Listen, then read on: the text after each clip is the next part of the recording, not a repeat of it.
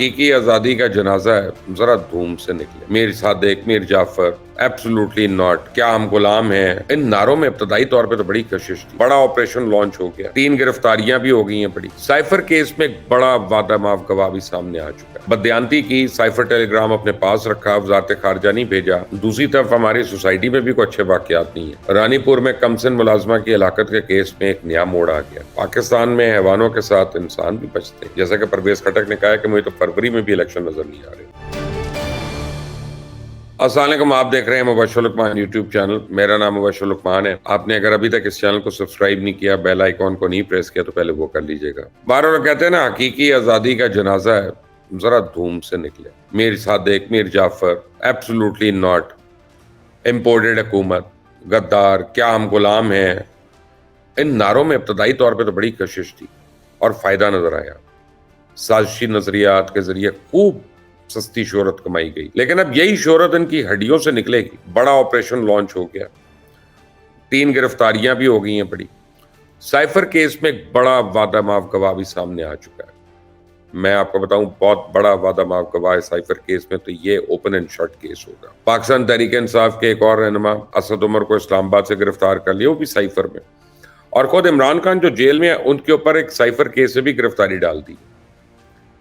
تو اگر اس کیس میں ان کی کبھی بیل اپلائی ہوتی ہے اور وہ بیل ہو جاتی ہے، تو وہ دوسرے کیس میں اندر رہیں گے۔ اب عمران خان باہر نہیں آ رہے۔ تو یہ تو آج کی سب سے بڑی خبر ہے۔ صدر نے آفیشل سیکرٹ ایکٹ کے قانون پہ کل دستخط کیے ہیں، جبکہ شاہ محمود قریشی اور عمران خان کو گرفتار کیا۔ سائفر کیس میں آفیشلی شروع ہو گیا اس کی کارروائی۔ عمران خان، آپ کو میں نے بتایا کہ اب ان کا دوسرے کیسز جو ہیں وہ بھی کھلنا شروع ہو گئے ہیں، اور ان پہ بھی ان کو سزائیں شروع ہو جائیں گی۔ جو ایف آئی آر کٹی ہے نا، اس کے مطابق سابق وزیر اعظم اور سابق وزیر خارجہ نے سائفر میں موجود اطلاعات غیر مجاز افراد تک پہنچائیں، حقائق کو توڑ مروڑ کے پیش کیا۔ وہ تو آڈیو بھی آ گئی، یاد کریں، کہ جس میں کہا تھا کہ یار ہم اس کو یوں کریں گے اور یہ کریں گے، اعظم خان کو جو کہہ رہے تھے بھائی صاحب۔ تو ریاست کے مفادات کو خطرے میں ڈالا، مذموم مقاصد کی تکمیل کے لیے سائفر کے مندرجات کو غلط استعمال کیا گیا۔ 28 مارچ کو بنی گالہ میں سائفر کے مندرجات کے غلط استعمال کی پوری سازش ہوئی۔ پھر جو میں نے آپ کو بتایا کہ عمران خان نے اعظم خان کو کہا کہ جی اس کے ذرا مندرجات پہ ہیر پھیر کرو، منٹس ڈیفرنٹلی بناؤ، اور قومی سلامتی یا نیشنل سیکیورٹی جو ہے اس کو اپنی پولیٹیکل ول کے آگے آپ کہتے ہیں قربان کر دیا۔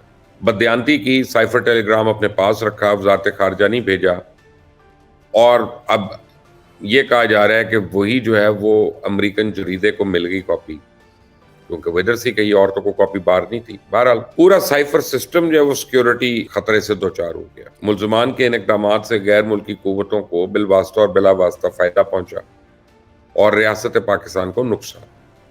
اور ایف آئی آر میں تو یہ بھی کہا گیا ہے کہ سابق پرنسپل سیکرٹری اعظم خان کے کردار کا تعین تحقیقات کے دوران کیا جائے گا، جبکہ سابق وزیر اسد عمر اور دوسرے ساتھیوں کے کردار کا تعین بھی تحقیقات کے دوران کیا جائے گا۔ ایف آئی آر میں عمران خان اور شاہ محمود کے خلاف آفیشل سیکرٹ ایکٹ کی دفعہ 5 اور 9 لگائی گئی ہے۔ اس کے علاوہ دونوں کے خلاف پاکستان پینل کوڈ کی دفعہ 34 بھی لگی ہے۔ گرفتاریوں کا سیزن ہے۔ تو آپ کو بتا دوں کہ سابق رکن قومی اسمبلی علی وزیر جو ہیں، وہ کار سرکار مداخلت پہ اسلام آباد کے تھانہ ترنول سے گرفتار ہو گئے، یعنی اس کی پولیس نے، ترنول کی پولیس ان کو گرفتار کر لیا۔ اس سے پہلے تھانہ ترنول کی پولیس نے سابق وفاقی وزیر شیری مزاری کی بیٹی ایمان مزاری کو بھی گرفتار کیا۔ کل سے ان کے واٹس ایپ وائرل ہو رہے ہیں، سب کو پتہ ہے کیوں گرفتار ہوئی ہے، جس میں ان کی طرف سے فوج اور جرنیلوں کے خلاف انتہائی نازیبا الفاظ استعمال ہوئے۔ دیکھیں، میں آج ابھی میرے پاس کوئی مہمان آئے ہوئے تو ان کو میں بتا رہا تھا، میں نے کہا جو اپنی اوقات سے زیادہ وزن اٹھانے کی ضرورت نہیں ہے۔ ایک اگر گاڑی ہے اور وہ آدھا ٹن وزن اٹھا سکتی ہے، جب وہ 10 ٹن اس کے اوپر آپ وزن لا دیں گے تو پوری گاڑی کو لیپس کر جائے گی۔ اس کی چیسی کیا، اس کے شاکس کیا، اس کا سسپینشن کیا، سب اڑ جائے گا۔ تو اب ایمان مزاری اپنا قد دیکھی اور جا کے جو وہاں پہ بک بک کی اس نے، اس کو دیکھے تو بھگتنا۔ اور میں آپ کو بتاؤں کہ یہ اس کا بھی اب ایگزامپل بنے گا۔ وہ جو ایک دوسری لڑکی ہے نا، جس کا ایگزامپل بن رہا ہے 9 مئی میں، تو یہ بھی ایمان مزاری جو ہے، اس کو پہلے ایک دفعہ تو چھوڑ دیا تھا، حالانکہ اس پہ آفیشلی یہ وہ ہے جس کے اوپر آفیشلی آرمی چیف کی جانب سے پرچہ کٹا تھا، عدالت میں گئی، پھر یہ وہ، پھر اس کو انہوں نے معافی مانگنے پہ چھوڑ دیا. یہ بات ہی نہیں آ رہی. بہرحال دوسری طرف ہماری سوسائٹی میں بھی کوئی اچھے واقعات نہیں ہیں. رانی پور میں کمسن ملازمہ کی ہلاکت کے کیس میں ایک نیا موڑ آ گیا. بچی سے اب زیادتی کا بھی خدشہ ہو گیا. میڈیکل بورڈ نے فاطمہ پہ تشدد کی تصدیق کر دی ہے اور بچی کے ساتھ انہوں نے کہا ہے کہ اس کی عصمت دری کی گئی ہے. تو ڈی آئی جی جاوید جسکانی کا کہنا ہے کہ جی تفتیش میں شامل سابق ایس ایچ او رانی پور، ایڈمورر، ڈاکٹرز اور کمپاؤنڈرز کا بھی ریمانڈ لینے کا فیصلہ کر لیا گیا اور یہ سب اس وقت گرفتار ہیں. ملزم کو حقائق مسخ کرنے، لاش بغیر پوسٹ مارٹم دفنانے پہ نامزد کیا جائے گا کیونکہ ان کی لاپرواہی اور بدنیتی کی وجہ سے بچی کو بغیر پوسٹ مارٹم کے دفنا دیا گیا.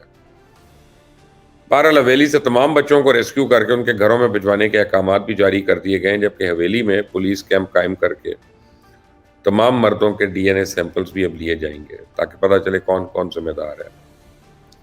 پاکستان میں حیوانوں کے ساتھ انسان بھی بچتے ہیں، اس کی بھی نشاندہی ہمارا فرض ہے. 16 اگست کو جب جڑاں والا کی کرسچن کالونی میں جلاؤ گراؤ مسیح خاندانوں کے گھروں پہ حملے ہو رہے تھے تو ایسے میں ملک خلیل عرفان اپنی منہ بولی مسیحی بہن جوزفین کی حفاظت کے لیے سینہ تان کے کھڑے ہو گئے.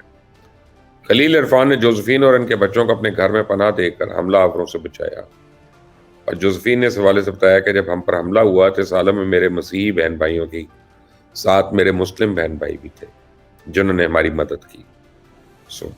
Great gesture. اور جوزفین کے مطابق حملہ ہوتے ہی ملک خلیل نے ہمیں فون کیا کہ آپ اپنے بچوں کو لے کر ہماری طرف آ جائیں. ملک خلیل جوزفین کو پناہ دینے کے بعد ان کے گھر کے باہر جائے نماز لے کے کھڑے ہو گئے اور گھر کو جلنے سے بچایا. ملک خلیل نے کہا کہ میں ان کے گھر کے باہر کھڑا ہوا اور جائے نماز گھر کے باہر لٹکا دی. امن قائم ہونے کے بعد جوزفین اب اپنے گھر آ چکی اور ملک صاحب کی مشکور بھی ہے جنہوں نے اس کی جان سمیت گھر بھی بچا لیا.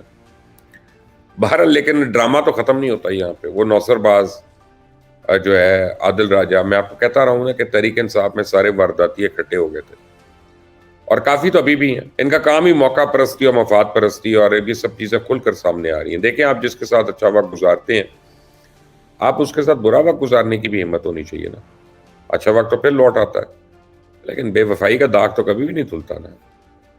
اب عمران خان کا کیس عالمی عدالت میں لڑنے کے لیے فنڈ اکٹھا کرنے والا کا فراڈ جو ہے منظر عام پہ آ گیا اور وہ ٹھگ نمبر 1 عادل راجہ جو ہے وہ اس کی پیشکش ہے. تحریک انصاف کا social media account Zulfi Bukhari اس کی تردید کر چکے ہیں، ان کے اپنے وکیل بھی اس کی تردید کر چکے ہیں کہ یہ فراڈ ہے اور ہمارے لیے کوئی فنڈ نہیں اکٹھا ہو رہا، لیکن وہ تحریک انصاف کے نام پہ فنڈ اکٹھے کری جا رہے ہیں. مردم شماری اور اتحادیوں میں پھوٹ ہے. آنے والے دنوں میں بڑے بڑے ڈراموں کا پس منظر جو ہے وہ انتخابات میں تاخیر یا وقت پر انتخابات کا مطالبہ ہوگا. اب وکلا کی تحریکیں الیکشن اور آئین کے دفاع کے لیے میدان میں آ رہی ہیں. پیپلز پارٹی اب 90 دن میں الیکشن کے مطالبے پہ سخت موقف اختیار کرتی نظر آ رہی ہے.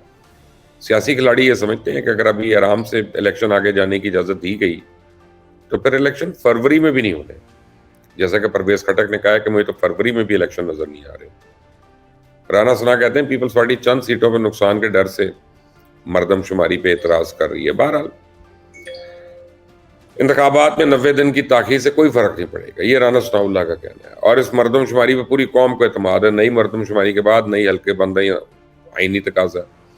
لیکن سوال ہی پیدا ہوتا ہے رانا صاحب، حلقہ بندیاں تو آئین کے مطابق نیشنل اسمبلی کرتی ہے، تو اگر نیشنل اسمبلی نہیں ہے تو وہ حلقہ بندیاں کیسے ہوں گی؟ تو پھر اس ساری ایکسرسائز کا کیا فائدہ؟ یہ کیوں آپ لوگوں نے ایسا کیا تھا کہ 2 سال 3 سال آگے چلا جائے الیکشن کسی طرح؟ تو پھر ہونے دیں اسی طرح. تو دوسری طرف شہری رحمان کا کہنا ہے کہ پیپلز پارٹی نے مشترکہ مفادات کونسل کے اجلاس میں اس بات پہ اتفاق کیا تھا کہ موجودہ نشستیں تبدیل نہیں ہوں گی، یعنی آپ مردم شماری بھلے کر لیں لیکن نشستیں یہی رہیں گی اور وہ چینج نہیں ہوں گی. تب الیکشن کمیشن نے جو بیان دیا اس کے اوپر تشویش ہو رہی ہے لوگوں کو. یار الیکشن کمیشن اتنی جلدی آ کے رائے راست پہ آ گیا اور اس نے آ کے یہ کہہ دیا. لیکن 26 تاریخ امپورٹنٹ تاریخ ہے، اس کے اوپر نظر رکھیں. 26 تاریخ کو اسلام آباد میں ہونے والا کنونشن جو ہے بہت کلیئرٹی دے دے گا، اور اگر وہ تقویت پکڑ گیا وکلا برادری میں تو پھر اس میں پولیٹیکل پارٹیز بھی شامل ہو جائیں گے. پھر یہ ساری پولیٹیکل پارٹیز بھی آپ کو اس میں نظر آئیں گی. اور یہ میں بتا دوں جو آنے والے چیف جسٹس ہیں قاضی فائز عیسیٰ صاحب، وہ عمر عطا بندیال نہیں ہے، اور عمر عطا بندیال کے مقابلے میں اس لحاظ سے بہتر ہیں کہ وہ جو فیصلہ کریں گے پھر اس کو امپلیمنٹ کروانا ان کو آتا ہے۔ عمر عطا بندیال کی طرح نہیں ہے کہ فیصلہ دے کے بعد میں کہ ہم نے تو فیصلہ دے دیا، امپلیمنٹ کرنا نہ کرنا وہ ہمارا کام تو نہیں ہے۔ کافی سیریس ڈیولپمنٹس ہو رہی ہے ملک میں، نظر رکھیے گا اس پہ۔ اس چینل کو اگر آپ نے سبسکرائب کیا تو آپ کو خود بخود نئی اپڈیٹس ملتی رہیں گی۔ Stay well. Until the next time, Allah Hafiz.